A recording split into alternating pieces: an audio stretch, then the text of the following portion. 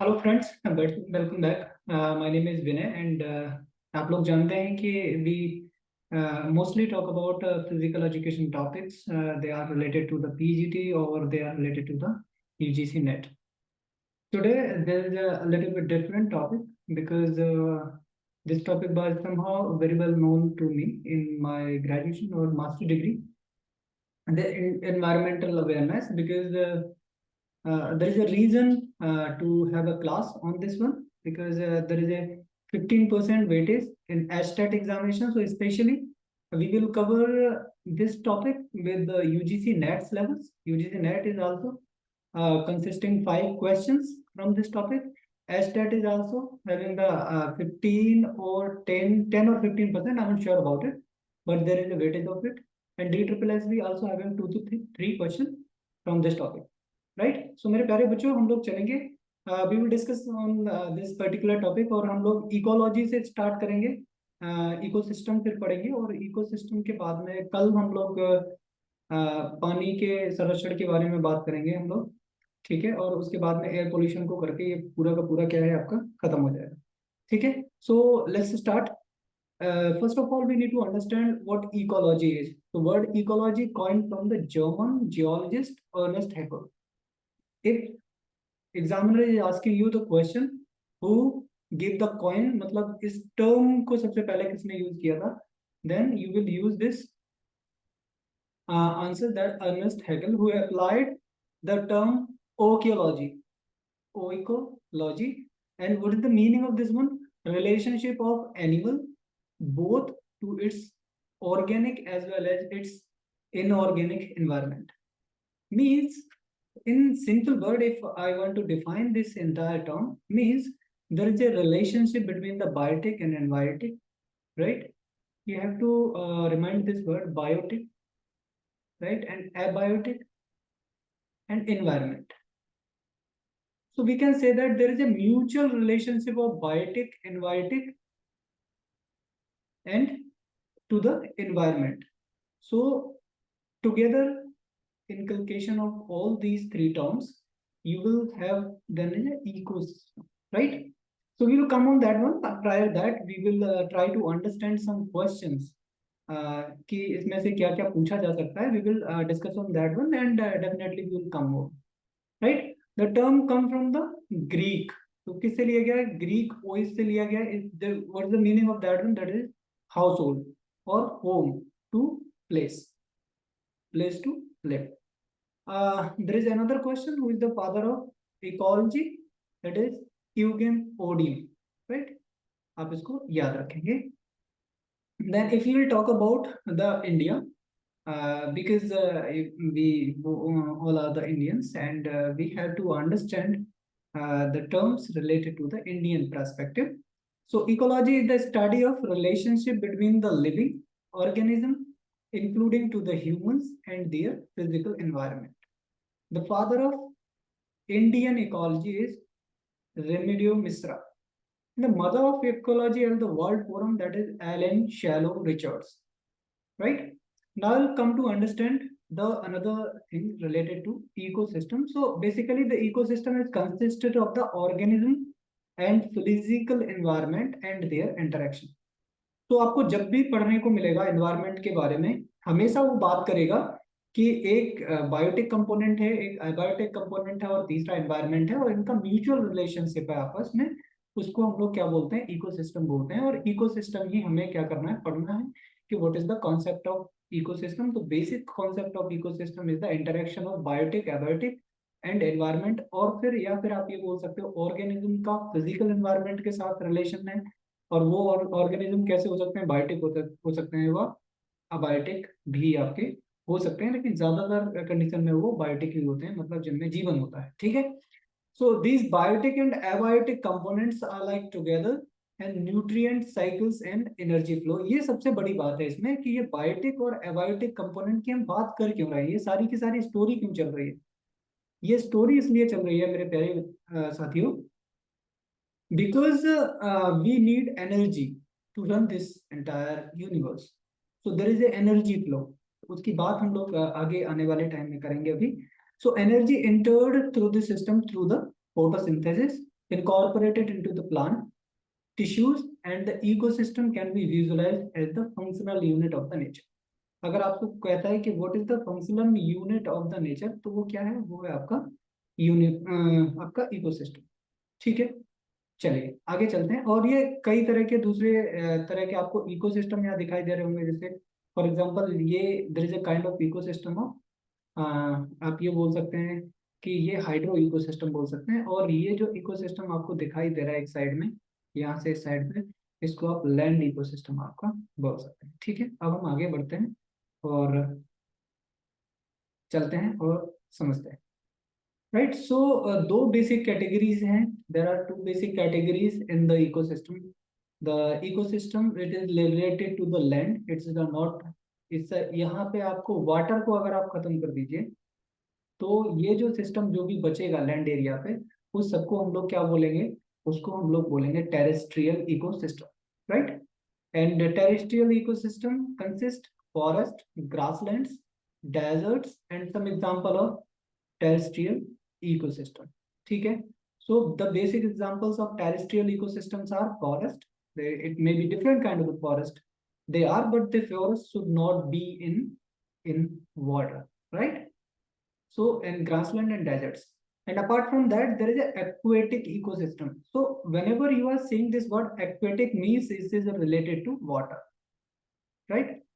So what are the examples of aquatic ecosystem? So basic examples are ponds, lake, wetlands, river, estuaries, and these are the some example of aquatic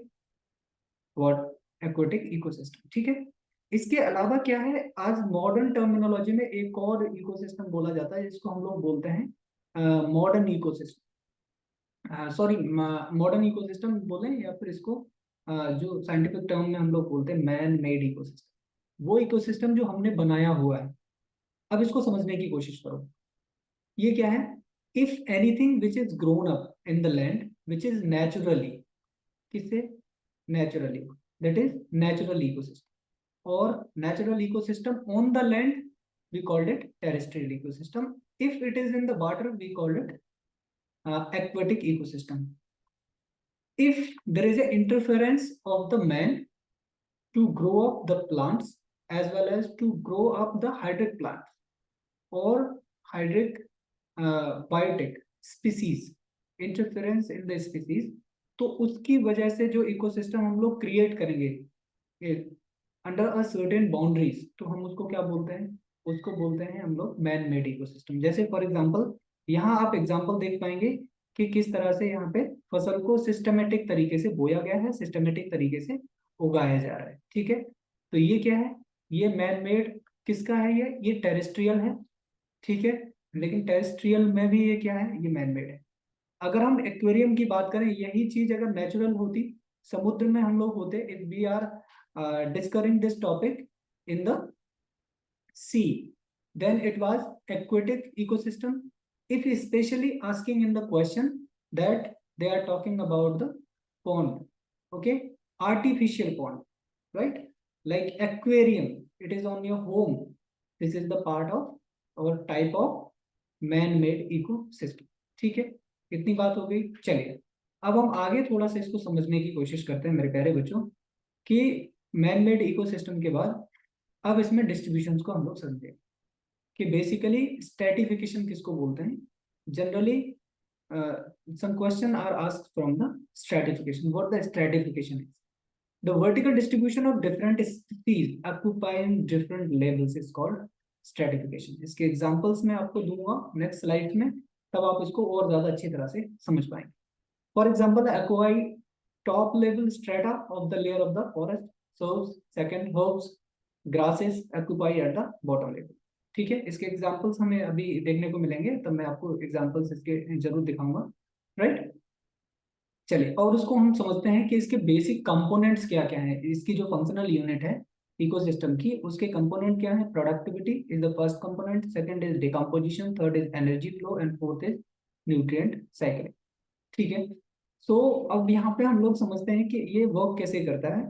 तो the very first part is the autotrophic, जो एक term है, इसको आप इस तरह से समझिए, ये क्या होते हैं, ये प्रोड्यूसर होता है। पूरे इकोसिस्टम में। अभी हम उसकी प्रोफाइल समझेंगे तब ये बहुत अच्छे से आपको समझ में आएगा। अभी एक जस्ट ओवरव्यू के लिए इस पूरे पैराग्राफ को आप पढ़िए। इसको अक्सर मैं बहुत ज्यादा बड़े पैराग्राफ अपनी स्लाइड्स में रखता नहीं हूँ, but it is really important to make you understand, so that you could understand the basic fragments of it. ठीक है। Components include to the planktonic. Planktonic कौन होते हैं? Planktonic are the autotropic components. Planktonic community, they are the key part of the ocean and fresh water ecosystem. Basically planktonic होते क्या है? Planktonic वो छोटे छोटे जीव होते हैं, they are not having the capability to go against the stream. वो जिधर आपका वेव्स चल जाएंगी उधर ही की साइड में वो चले जाएंगे। फॉर एग्जाम्पल अगर हम फिश की बात करते हैं, in case of fish having the ability to go across the water, right. But अगर हम फाइटोप्लैंक्टन की बात करेंगे तो ये क्या करते हैं? ये आपका एक साइड से दूसरी साइड की तरफ फ्लोट करते हुए चले जाते। सम algae, like some algae and floating submerged marginal plants found at the edge. The consumer represents to the zooplankton. Basically इनको हम क्या बोलते हैं? Zooplankton बोलते हैं। The free swimming bottoms dwelling form. The decomposers are fungi, bacteria, phalangites. तो अगर आपसे पूछता है डिकम्पोजर्स इनमें से कौन सा है, तो ये सारे के सारे क्या है? फंगाई भी डिकम्पोजर है आपका, बैक्टीरिया भी है, और फ्लैजलेट्स भी आपके क्या है? Specially abundant at the bottom of the pond. तो ये सारी की सारी चीजें क्या है? आपको स्पेशली बॉटम पे मिलती है, पॉन्ड के, तालाब के। ठीक है। It's the system perform all the function to the ecosystem and bios as a whole. तो मैंने एक चीज और बताई थी कि जो आपका इकोसिस्टम, वो पानी में जो इकोसिस्टम है आपका पूरा, उसको हम लोग क्या बोलते हैं? Aquatic ecosystem. और जो पानी से बाहर का जो भी इकोसिस्टम है उसको हम कैटेगराइज करते हैं टेरेस्ट्रियल इकोसिस्टम। ठीक है। The functions of ecosystem of biosphere as a whole. तो अगर हम इसको जो भी पानी का इकोसिस्टम है या फिर जमीन का इकोसिस्टम है, इन सारी चीजों को मिला दें, ठीक है, तो मिल के इनकलकेशन में एज ए होल हम क्या बोल सकते हैं इसको? एज ए होल हम इसको बोल सकते हैं मेरे प्यारे बच्चों कि ये इकोसिस्टम है आपका। उसको क्या बोल पाएंगे हम लोग? बोल पाएंगे उसको बायोस्फीयर। ठीक है, जहां तक जिंदगी हमारी रह पाती। ठीक है। The convention of the inorganic into the organic material, help of radiant energy sun by the autotrophs, consumes autotroph by the heterotrophs, reuse of the autotroph, and these repeated over again and again, and this is the unidirectional movement of the energy towards to the higher trophic level to the lower trophic level, dissipation of the loss और heat of the environment. ये हमेशा आप बात समझिए, अगली slide में हम इसको समझेंगे कि कभी कभी भी ऐसा नहीं होता है कि एनर्जी जो है वो एक लेवल से दूसरे लेवल में जा रही है तो वहां एनर्जी बढ़ जाए। Every time it will be happen कि energy that comes on the first level, if it is jump to the another level, there is a energy dissipation from that level to another level. ठीक है। तो अगर ये question आपसे पूछता है, you have to mind it, right. Now we will work on the productivity. Productivity is the very first component of the ecosystem. So what the productivity is, you try to understand it. The rate of biomass production is called productivity. कितना biomass produce हो पा रहा है उसको हम लोग क्या बोलते हैं? प्रोडक्टिविटी बोलते हैं। इसकी यूनिट भी हम लोग अभी देखने वाले हैं। The constant input of the solar energy is the basic requirement of any ecosystem and system. ठीक है। जो प्राइमरी सोर्स है एनर्जी का वो क्या है? वो आपका सन है और सूरज के अलावा बाकी अगर कहीं से भी आपको सेकेंडरी सोर्स एनर्जी अगर मिल पाती है तो बहुत ही कम क्वांटिटी में है, और वो भी वोल्केनो वगैरह से हमें मिलती है। और दूसरे कुछ और भी माइक्रो लेवल के एक्टिविटीज हैं, कुछ टेक्टोनिक एक्टिविटीज हैं, लाइक, और उन सारी टेक्टोनिक एक्टिविटीज से इतने इन डेप्थ क्वेश्चन जो है वो आपसे नहीं पूछे जाएंगे। तो हम लोग प्रेफर करेंगे कि जो आपके एग्जाम में आने वाला है उन्हीं सारी चीजों पर हम लोग बात करें। मेरे प्यारे बच्चों, आगे बढ़ते हैं और बाकी सारी चीजों को समझते हैं। So primary production is defined to the amount of the biomass और the energy matter produce per unit area over a time period. ठीक है। और इसके अगर आप यूनिट को देखना चाहें तो यूनिट है KCl पर मीटर स्क्वायर। ठीक है। ये क्या है? ये बायोमास की यूनिट है। It can be divided into the gross primary productivity GPP and net primary productivity NPP. ठीक है। तो हो सकता है इसकी फुल फॉर्म वगैरह भी आपसे कभी पूछ ले, तो इसको भी आप याद रखेंगे। So gross primary productivity of the ecosystem is the rate of production of organic matter during the photosynthesis। तो क्या होगा जब फोटोसिंथेसिस में जो सन की एनर्जी को आपके जो ट्रीज हैं, trees are getting the energy from the sun and they are producing energy for the secondary level, ठीक है। तो उसमें क्या होगा कि कुछ एनर्जी वो खुद भी यूज करेंगे और उसके बाद एनर्जी जो है को सेव करके रखेंगे, that energy could be pass on, ठीक है। तो वो एनर्जी सेव करने के बाद जो भी बचेगी उसको हम बोलते हैं नेट प्राइमरी प्रोडक्टिविटी, ठीक है। तो considerable amount of the GPP is utilized by the plants in respiration. Gross primary productivity is the minus respiration loss R. तो जितना रेस्पिरेशन लॉस है वो इसमें से निकाल दीजिए और उसके बाद जो भी बच जाएगा वो क्या होगा आपका net primary productivity. Okay, so net primary productivity is available biomass consumption of the heterotrophs. और हेटेरोटॉक्स में कौन कौन से आते हैं आपका, हर्बीवोर्स भी आते हैं और डिकम्पोजर्स भी आते हैं। The secondary productivity is defined as the rate of formation of new organic matter by the consumers। इस बात को आप और समझ लीजिए कि जो न्यू ऑर्गेनिक मैटर है, कंज्यूमर्स ने कुछ खाना खाया और उसके बाद जो उनमें नेट मास बचा है उसको हम लोग सेकेंडरी प्रोडक्टिविटी बोलते हैं। और इसको किस तरह से देखना है आगे और हम लोग और समझेंगे। सो अब कुछ फैक्ट्स देख लीजिए। अगर हम पूरे दिन उसमें बात करें बायोस्फीयर में, biosphere approximately 170 billion ton dry weight of the organic matter ये हमें रिसीव होता है, right.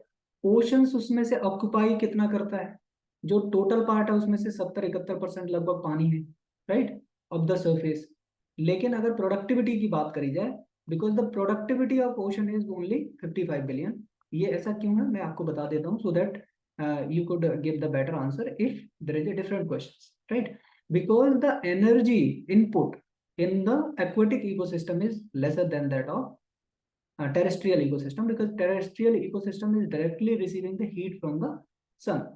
But if you talk about the aquatic ecosystem, there is a volcanic activity. Through volcanic activity they are getting the heat, so there is a productivity is 55 billion, and the net productivity by the terrestrial ecosystem that is 115 billion ton. Okay, now we will try to understand the decompositions. Decomposers break down the complex organic matter into the small inorganic substances like carbon dioxide, water, nutrient. This process is known as decomposition. Okay, then dead plants remains such leaves, break flower, dead remains animals including to the fecal matter constitute detritus, which is the raw material for the decomposition. These are the main part, that the remains of animal including fecal matters, detritus, these are the raw material for the decomposition, right? Through decomposition they will also give some particular energy and they will pass it on to the another part. Here there is example of tree. You will see that how the energy is, there is a sun over there. Okay, this is sun. Sun is giving to the energy to the tree, and tree is getting some of the organic and inorganic matter is here, and this is grown up with the help of photosynthesis. Now the leaf of the tree is fallen down. So here what will happen with this one? The green leaf fallen down on the ground. There are two things can we have. Some are eaten by the insect or animals or the man, human, anything else. Anyone is having to eat this one. Fine. That is the finish it up. What is the second part? Second part is that it may be put on the ground, and what will be happen? If you have on the ground, there is a insect or the decomposer will convert it into the detritus. Okay, और ये किस में change कर देंगे, ये आपके humus matter में इसको कन्वर्ट कर देंगे, ठीक है। तो ये बात आप याद रखें। So what will happen here, you will see that there are some insects are here. They are the further decomposition will be happen. In case if it is coming here, okay, and इसको अब आप देखेंगे कुकुर कुत्ता को, ये भी अगर मर जाता है तो इसके बाद क्या है, इसको मरने के बाद भी यही आना है, तो अर्थ बॉम्ब वगैरह क्या करेंगे, इसको जो कॉम्प्लेक्स फॉर्म में इसमें कार्बोहाइड्रेट है, जो भी विटामिन मिनरल्स जिस भी फॉर्म में है, तो इसको सिंपल फॉर्म में कन्वर्ट कर देंगे। और ये सिंपल फॉर्म में कन्वर्ट होने के बाद it will be introduce in the soil to make it more organically rich soil, ठीक है। And what will happen with this soil will be organically rich minerally, the minerals are present in this one. So organic minerals, inorganic minerals are here, and they will be directly benefited by the decomposer. Decomposers are providing it help to decompose and convert it into the organic rich soil. Okay, तो फिर दोबारा से क्या होगा, ये फिर दोबारा से प्लांट्स के लिए उपलब्ध हो जाएगा, और इस तरह से ये क्या है, पूरी की पूरी साइकिल चलती रहती है, ठीक है। आई होप दैट कि आपको इतनी बात समझ में आ पाई होगी मेरे प्यारे बच्चों। आगे बढ़ते हैं और हम लोग कुछ और इम्पोर्टेंट स्टेप्स को समझने की जरूरत है। इसमें 4-5 स्टेप हैं, इसको हम लोग समझेंगे, जो डिकम्पोजिशन के स्टेप्स हैं, ठीक है। बिल्कुल बिल्कुल, ये 12th, हाँ बिल्कुल, ये बात सही है। आप 12th की एनसीईआरटी आप निकाल लीजिए, 12th क्लास की, 12th की होगी या फिर 11th की होगी, मुझे ठीक से अभी याद नहीं है।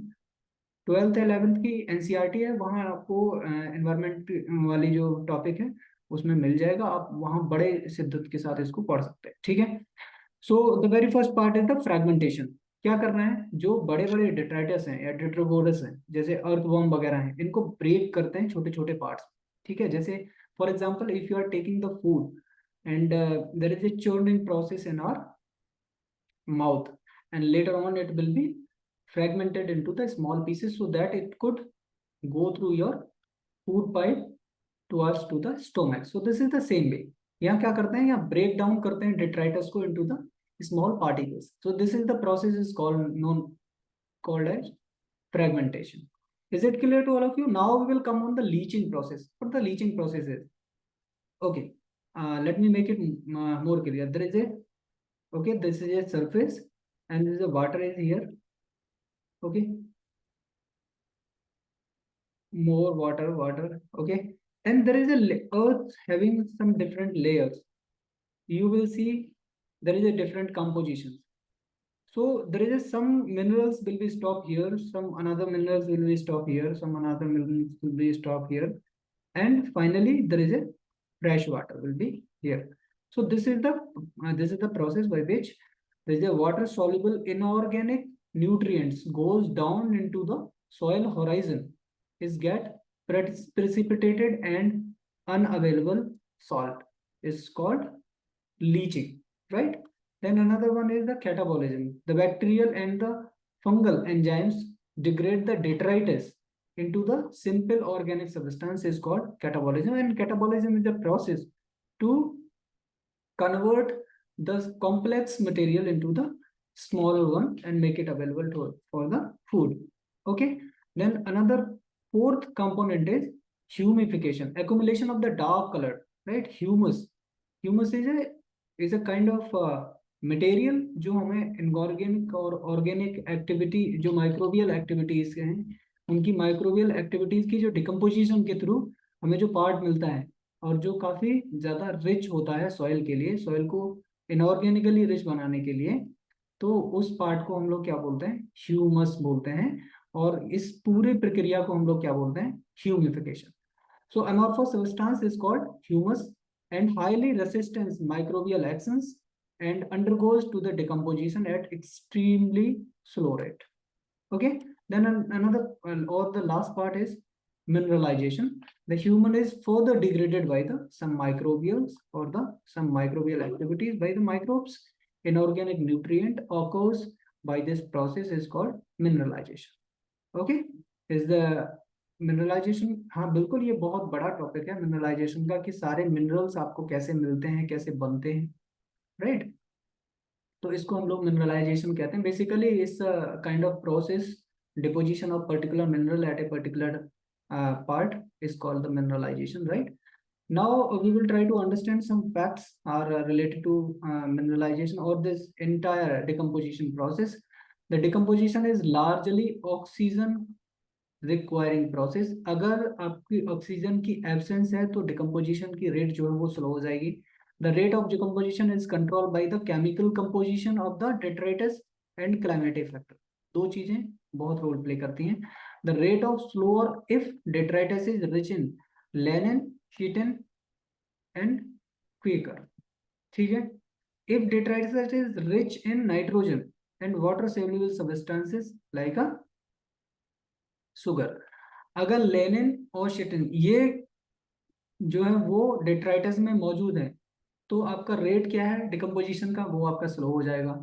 अगर आपका nitrogen, water soluble substances like sugar वगैरह मौजूद हैं तो क्या होगा, आपका जो डिकम्पोजिशन का प्रोसेस है वो क्या हो जाएगा, फास्टर हो जाएगा. Right.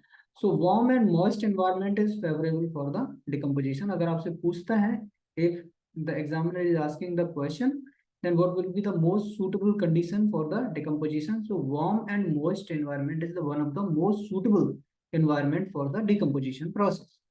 Whereas slow temperature and anaerobic vices inhibited decomposition, resulting to the build up of the organic materials. Right. Now we will come to understand the energy flow. So हम लोग facts को समझते चलेंगे और कुछ चीज मैं आपको बताता हूँ. यहाँ पे इस तरह से आप इसको समझिए पहले कि एनर्जी का ट्रांसफर कैसे होता है. यहाँ से कुछ एनर्जी जो थी वो प्लांट्स में गई, प्लांट्स के बाद फिर वही हीट जो इसको प्लांट को कीड़ा खाता है तो इसमें कुछ आ गई. राइट. फिर इस कीड़े को आपको बर्ड्स ने खा लिया तो इसमें कुछ एनर्जी का पार्ट आ गया, और फिर वही पार्ट जो है वो वल्चर ने खा लिया तो इस पे आ गया. लेकिन जब वल्चर मर जाएगा तो मरने के बाद ये जो कीड़े आ जाएंगे उनमें भी ये एनर्जी आएगी, और इसके बाद फिर दोबारा से लौट के ये कहाँ आ जाएगी, ये आपकी प्लांट्स आ जाएगी. तो इसमें जो सबसे बड़ी चीज जो मैं आपसे कहना चाह रहा हूँ, यहाँ पे हीट है, और हीट के बाद जो सबसे पहले हीट जो रिसीव करते हैं डायरेक्टली, जो एनर्जी में कन्वर्ट करते हैं, that are plants. The first tropic level इसको बोला जाता है. ठीक है. सेकेंड ट्रॉपिक लेवल बोलो या प्राइमरी कंज्यूमर जिसको बोलते हैं, ये है हर्बीवोरस. ठीक है. ऐसा कभी भी नहीं होगा अगर आपसे क्वेश्चन में पूछ लेता है कि फर्स्ट जो है वो फर्स्ट लेवल जो प्राइमरी कंज्यूमर्स हैं वो कभी भी प्राइमरी कंज्यूमर ये नहीं है कि कार्निवोरस हो आपके. ठीक है. फिर उसके बाद जो थर्ड ट्रॉपिक लेवल है और उसको सेकेंडरी कंज्यूमर्स भी बोलते हैं, ये है कार्निवोरस. ठीक है. फोर्थ ट्रॉपिक लेवल और टर्सरी कंज्यूमर्स जो टॉप कंज्यूमर्स होते हैं, जो मतलब अपनी एक पर्टिकुलर चेन में जो सबसे ऊपर रहेगा उसको खाने वाला और कोई नहीं हो तो उसको क्या बोलते हैं हम लोग, टॉप कंज्यूमर. और ये भी एक चेन से दूसरी चेन में क्या हो सकते हैं, वो बदल सकते हैं. ठीक है. चलिए अब हम लोग इस बात को समझते हैं कि एनर्जी का फ्लो जो है वो हमेशा क्या होता है, अगली लेवल में जाने पे कम हो जाता है. तो लास्ट में भी समझ लो कि एनर्जी लेवल्स अगर वैसे आप मानो तो यहाँ तक कम हुआ, उसके बाद ये डेड प्लांट हो जाएगा. तो जो भी इंसेक्ट्स हैं और डिकम्पोजर हैं तो फिर इसको क्या करेंगे, सॉइल में इसके जो सिंपल पार्ट है या सिंपल फॉर्मेट है उसमें क्या करेंगे, डिपॉजिट कर देंगे, और वो फिर दोबारा से एक तरह से ह्यूमस मटेरियल फिर दोबारा से सॉइल को इनरिच कर देगा. ठीक है. Energy flow 10%, only 10% energy flow is transferred from each trophic level. मान लीजिए यहाँ पे 100 है, यहाँ पे 100 एनर्जी है, या इसको आप 10,000 मान लीजिए, तो ये दूसरे लेवल में जब आएगी तो ये क्या रह जाएगी, उसकी 10%. 10% क्या होगी, वो कम हो जाएगी. तो इसमें से क्या है, आप 10,000 कम कर दीजिए, सॉरी सिर्फ 10% रह जाएगी, तो इसका कितना होगा, 1,000. ठीक है. 10,000 का फिर इधर आएंगे, फिर एक जीरो आपका कम हो जाएगा, फिर इधर आएंगे, फिर आपका एक जीरो कम हो जाएगा, फिर इधर आएंगे, ऐसे करके एक रह जाएगी, फिर एक का ले जाएंगे तो 0.1 रह जाएगी. इस तरह से क्या होता है, सिर्फ 10% ही अगले लेवल में कन्वर्ट हो पाती है. ठीक है. अब एक और इम्पॉर्टेंट चीज की हम लोग बात करेंगे, respect for the deep sea hydrothermal ecosystem. Sun is the only source of all ecosystem at the earth. We have already talk about it. The another solar radiation is called photosynthesis, photosynthetically active radiation, or we called it PAR. Right. The plant capture only 2 to 10%. Right. इसके अलावा एक question और आता है, of the incident solar radiation is less than 50%. सिर्फ जो ecosystem है इससे 50% से कम ही उसको यूटिलाइज कर पाता है, और प्लांट उसको कैप्चर करते हैं 2 to 10%. The green plant in the ecosystem terminology is called producer. तो ग्रीन प्लांट्स को हम लोग क्या बोलते हैं, प्रोड्यूसर बोलते हैं. All the animals depends on the directly or indirectly their food needs, the hence they called the consumer. तो डायरेक्टली या इनडायरेक्टली रूप से हम किस पे होते हैं डिपेंड, कहीं ना कहीं हम प्लांट्स पे डिपेंड करते हैं, राइट। तो उसको हम लोग क्या क्या बोलते हैं, उनको जो डिपेंड करते हैं उनको बोला जाता है कंज्यूमर, जो अवेलेबिलिटी कराते हैं उनको हम लोग क्या बोलते हैं, प्रोड्यूसर, ठीक है। और कंज्यूमर्स को हम लोग क्या बोलते हैं, हेट्रोटॉप भी बोलते हैं। हेट्रोटॉप में आपके वो भी आ जाएंगे, हर्बीवोरस और कार्निवोरस, ठीक है। चलिए आगे बढ़ते हैं। अब आप इनको मैं लेवल्स इतने आपको दिखाता हूँ, यहाँ चीजें आपको क्लियर हो जाएंगी। The organism in the food chains grouped into the categories और कॉल्ड देम लेवल्स, ठीक है।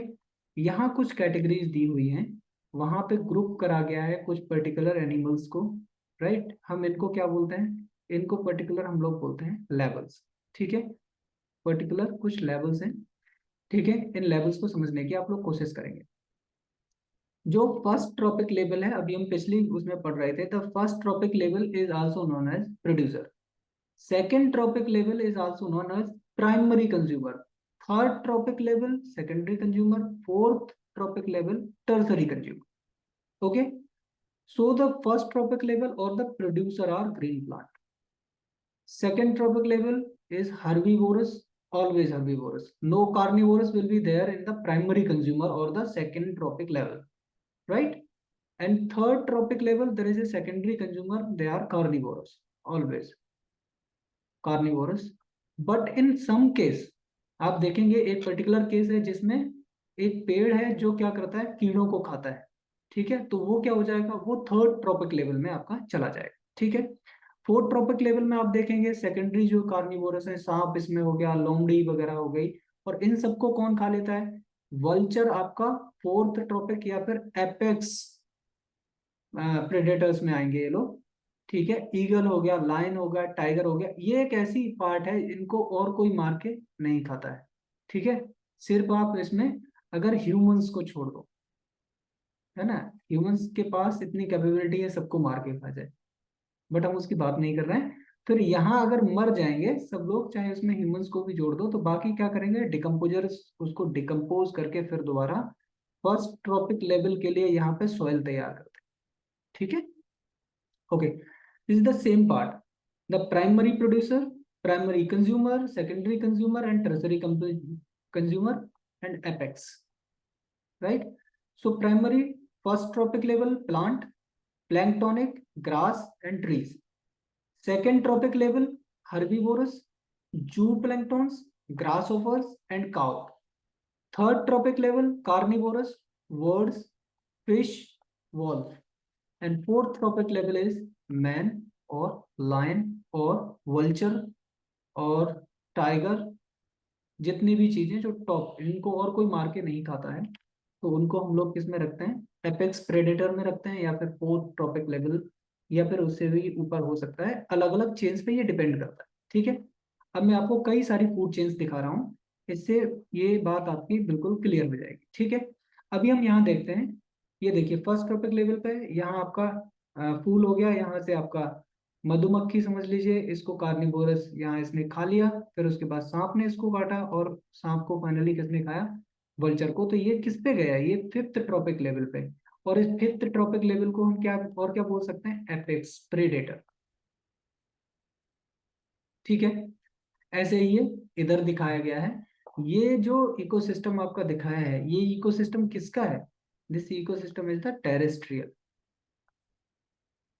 Terrestrial ecosystem. और इसमें अगर देखेंगे तो मेरे प्यारे बच्चों ये क्या है, ये है आपका एक्वेटिक इकोसिस्टम, ठीक है। और यहाँ सबसे नीचे प्लैंक्टॉन्स आ गए, फिर zooplanktons, then carnivorous, carnivorous, carnivorous, okay. Now we will move on another, right, the detritus of the food chain DFC begins with the dead organic matter। हमेशा इस बात को आप याद रखेंगे कि जो detritus है वो हमेशा किस में है, वो हमेशा ही चला जाता है आपका ऑर्गेनिक मैटर पे, डेड ऑर्गेनिक मैटर्स पे काम करता है, और डेड ऑर्गेनिक मैटर्स को ही डिकम्पोजर जो होते हैं वो किस में चेंज कर देते हैं, ऑर्गेनिक मैटर में चेंज कर देते हैं, ठीक है। आगे चलते हैं, these are also known as saprotrophs, ठीक है, सेप्रो टू डिकम्पोज।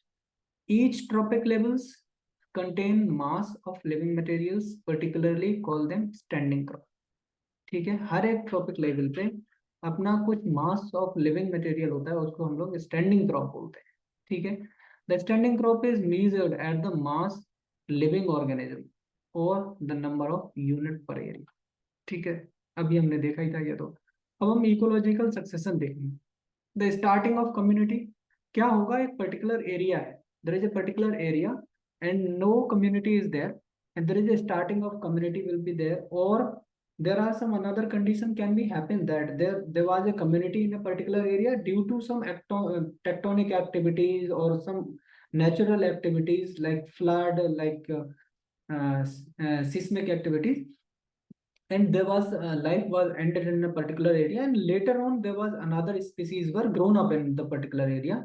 तो उसमें क्या क्या जो नेम नोमेनक्लेचर होता है उनकी हम लोग बात करेंगे, right. So starting of community, then adjustment with the environment, then equilibrium with the environment, and finally climax of the community। So try to understand, my dear students, there is a starting of community। So in the beginning, the community was started at a particular point. Then what will happen? That particular community will try to adjust with the environment.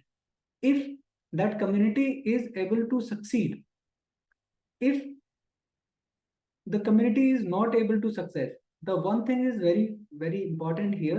If he or she or that particular community is able to make a collaboration with the environment, right? Once they will make a collaboration with the environment, definitely the community will grow up. And once there is a equilibrium with the environment, what will happen? That community will go in the climax community. Okay, so you have to understand this term, or the climax community. The gradual and fairly predictable change in the species composition of a given area is called ecological success, right? जैसे पहले हम लोग बोलते हैं कि पहले मछली, फिर मछली के बीच में, है ना, फिर उसके बाद में जो जमीन पे चलने वाले पेड़ पौधे, चलने वाले जीव हैं वो बने। तो इस तरह से एक सक्सेशन है, इसी को हम लोग क्या बोलते हैं, सक्सेशन बोलते हैं। आगे हम लोग समझेंगे the entire sequence of the community that successively change in a given area is called share. एक सक्सेसिवली सीक्वेंस को चेंज किया पूरी कम्युनिटी में, तो उसको हम लोग क्या बोलते हैं, शेयर्स बोलते हैं। अब इस बात को थोड़ा सा समझने की कोशिश करेंगे। एक वो hydrarch succession, it takes place in the wetted area. अगर ऐसी कोई community, that community is succeeding in a particular area which is wet, that is called wetted area, और इसको बोलते क्या है हम लोग, we will call them hydrarch succession. Xerarch succession किस में होंगे, place in dry areas, right? And there is another term, the species that invade an a bare area। कोई बंजर एरिया थी, वहां पे क्या हुआ है, सक्सेशन हुआ है, तो उसको क्या बोलेंगे, पायनियर स्पीसीज। ठीक है, अब इसको समझने की आप कोशिश करो, यहाँ पे आपको बहुत अच्छी तरह से चीजें समझ में आएंगी। ठीक है मेरे प्यारे बच्चों, हम लोग इसको समझते हैं। So the very first thing is the plankton. The planktons are growing here, okay, छोटे छोटे प्लैंकटन्स। प्लैंकटन्स के बाद में अभी देखो क्या हुआ, यहाँ पे छोटी छोटी झाड़ियां, यहाँ पे ये छोटे छोटे एकदम पेड़, और ये सर्ब्स जो है वो, सर्ब्स तो नहीं कह सकते, ये छोटे छोटे सबमर्ज्ड प्लांट जो है वो यहाँ पे बने। फिर सी में आप देखोगे यही प्लांट जो है वो फ्री फ्लोटिंग प्लांट हो गए, right. This is the succession. पहले यहाँ पे थे कुछ, फिर उसके बाद में यहाँ कुछ ह्यूमस मैटर वगैरह बना, इससे फिर हमारी ये कम्युनिटी यहाँ बिल्टअप हुई। और वो कम्युनिटी जो है फिर उसने क्या किया, वो इकोलॉजी के साथ या फिर एनवायरनमेंट के साथ क्या कर रही थी, there was a interaction with the environment. और जब वो एनवायरनमेंट के साथ इंटरेक्शन थोड़ा अच्छा हो गया, तो फिर क्या है, फिर साइड में भी कम्युनिटी बनना शुरू हुई। मतलब बड़ी बड़ी झाड़ियां हो गई ऐसी, जो कीचड़ वाली जगह थी वहां पे बनने लगी। पहले बिल्कुल पानी में था, फिर कहाँ था, बिल्कुल जड़ में एकदम। फिर क्या हुआ, वो फ्री फ्लोटिंग प्लांट बन गए। फ्री फ्लोटिंग प्लांट के बाद में एक पर्टिकुलर एरिया जहाँ पे कीचड़ जैसी थी वहां पे बना वो। फिर उसके बाद मास मेलो, थोड़ा कम कीचड़ वाली जगह में, और फिर उसके बाद में हमें सर्व्स दिखाई देती हैं, बड़ी बड़ी पेड़ जो है वो दिखाई देते हैं। और लास्ट में हमें जी में यहाँ हम देखेंगे ये बड़े बड़े प्लांट आपको बहुत क्लियरली दिखाई दे रहे होंगे। ठीक है, अब हम न्यूट्रिएंट साइकिलिंग को एक बार देख लेते हैं, इसमें से कभी कभी क्वेश्चन आता है। देयर इज ए गैसेस और sedimentary. There is a nutrient cycling is two type, या तो गैस की साइकिल हो सकती है, गैस का चेंज हो सकता है, या फिर एक पर्टिकुलर सॉलिड मटेरियल हो सकता है, दैट इज कॉल्ड सेडिमेंट। ठीक है, अब उसमें हम लोग अगर देखें तो सबसे जो बड़ी अहम चीज गैसेस में क्या है, कार्बन डाइऑक्साइड है।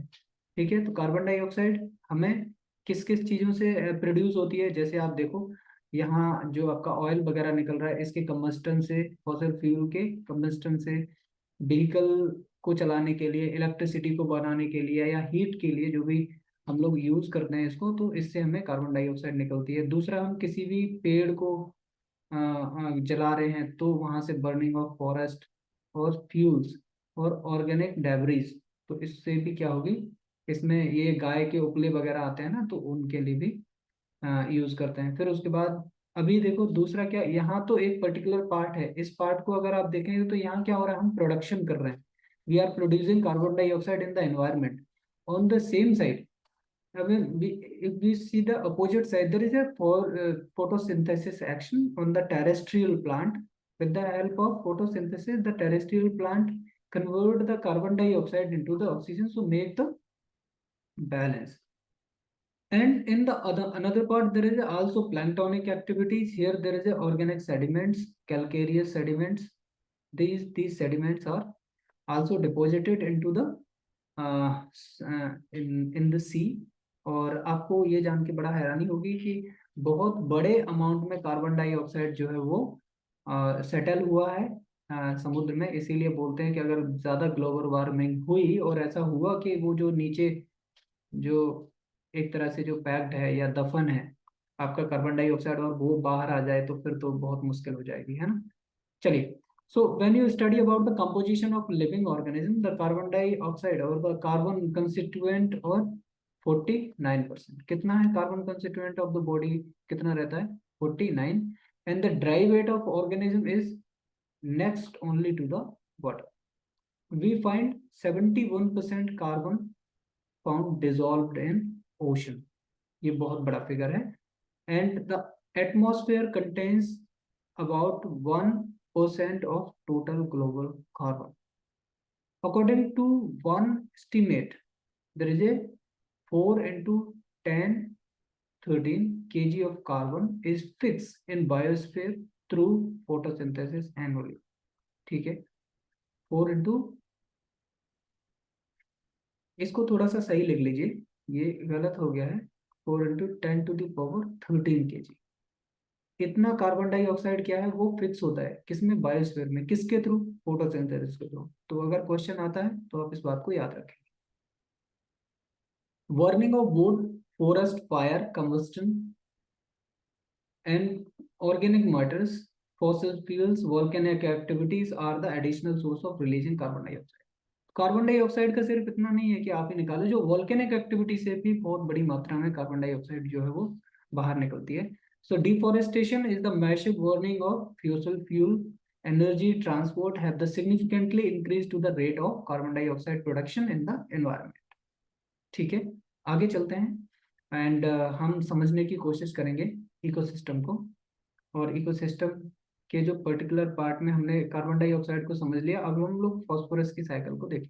ठीक है, so phosphorus moves in a cycle through the rocks. अब इसमें होता क्या है, इस बात को आप समझिए। बेसिकली आप ये समझो कि यहाँ पे ये पहाड़ है, right, there is a mountains and there is a minerals related to the phosphorus are here. So what will happen? There is a sun heating due to the sun and clouds or the rain. There is a contrast heating. Because of the contrast heating, there is a fragmentation.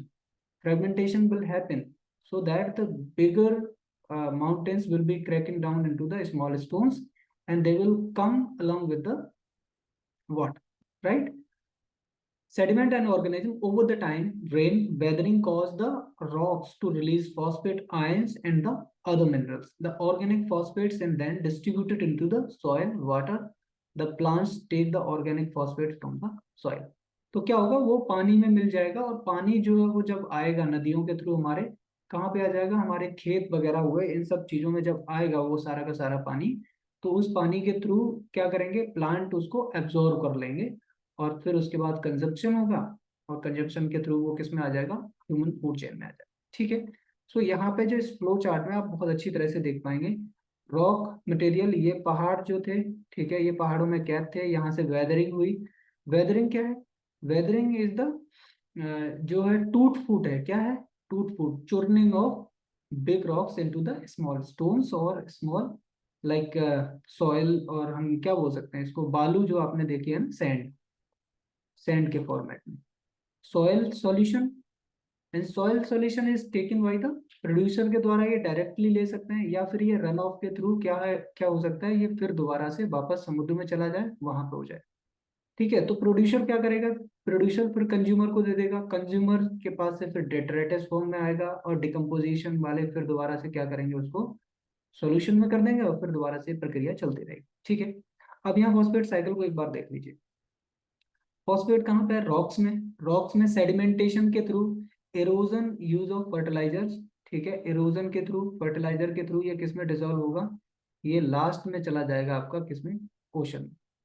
Ocean से sediments के through फिर दोबारा से ocean में जब क्या होता है, ओशंस में जो आपके सेडिमेंट्स हैं वो जब डिपॉजिट होते हैं, और डिपॉजिट होते होते होते होते नीचे जब रह जाते हैं, तो वो क्या करते हैं, वो फिर दोबारा से रॉक्स में तब्दील हो जाते हैं। ठीक है, देन अनदर पार्ट अगर हम देखें कि जो आइंस हैं, वेस्ट मिनरल्स रिमेन्स हैं, तो ये इरोजन के थ्रू भी, रन ऑफ के थ्रू फिर दोबारा से ओशन में चले जाएंगे।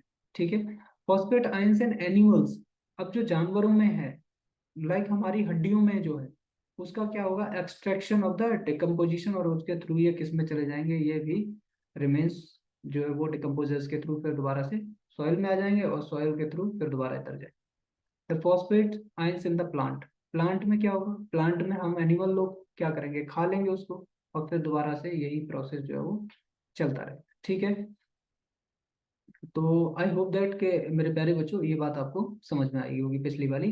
अब फॉस्फोरस साइकिल को यहाँ पे और क्लियरली थोड़ा सा देख लीजिए।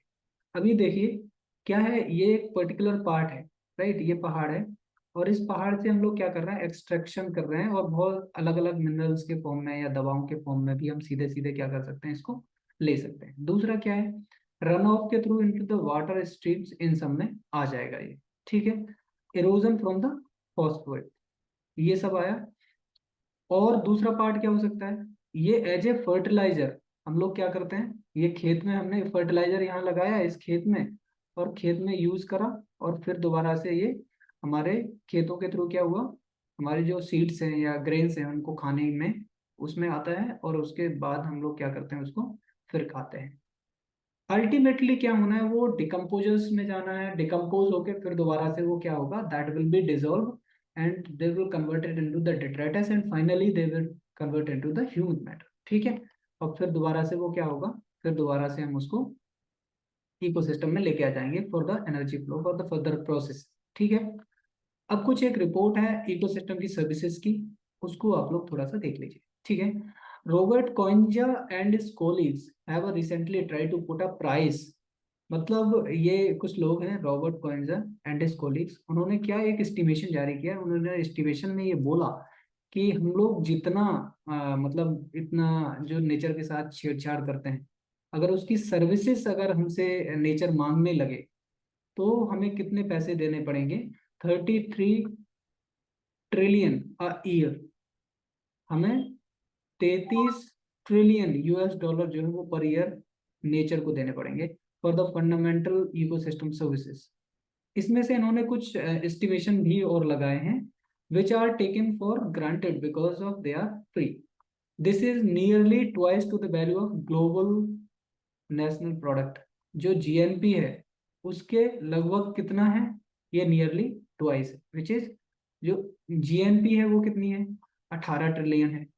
अभी इसको इन्होंने बोला क्यों ऐसा, उन्होंने कहा सॉइल फॉर्मेशन अकाउंट्स फॉर 50%, ये कह रहा है 50% पार्ट जो है वो किसमें चला जाएगा, सॉइल को बनाने में। देन सर्विसेज लाइक, ये और क्या क्या सर्विसेज हैं, जैसे आपको एयर प्योरीफाई करनी है, तो आप एयर प्योरीफायर लगाएंगे, तो यू हैव टू पे the money, right, but nature क्या कर रही है, नेचर आपको ये फ्री में दे रही है, राइट। ऐसे ही आप बहुत सारी चीजों को ले लीजिए, आप फास्फोरस की रिसाइकलिंग करेंगे, आप कैल्शियम की रिसाइकलिंग करेंगे, you will recycling for the salt. तो इन सारी चीजों को अगर आप बनाने की कोशिश करेंगे तो बहुत महंगा पड़ेगा। Even that there are so many things to whom you cannot create. Once you will destroy, you will not be able to create them again, right? Like fossil fuels, आपने पेट्रोल एक बार यूज कर लिया, you won't be able to recreate them, right? So ये एक report थी, तो इस report को आप याद रखेंगे क्योंकि इस रिपोर्ट से हो सकता है वो क्वेश्चन पूछ लेते हैं अक्सर, राइट? तो my dear students, my friends, we will meeting in next class, और उसमें हम लोग रिन्यूअल नॉन रिन्यूअल रिसोर्सेज की बात करेंगे, और उससे रिलेटेड कुछ जो रूल्स बनाए गए हैं नेशनल फोरम पे या फिर इंटरनेशनल फोरम पे, we will talk on that and we will have a end of that particular class. So मिलते हैं अगली क्लास में, तब तक के लिए आप लोग हंसते रहिए, मुस्कुराते रहिए, पढ़ते रहिए। तब तक के लिए नमस्ते।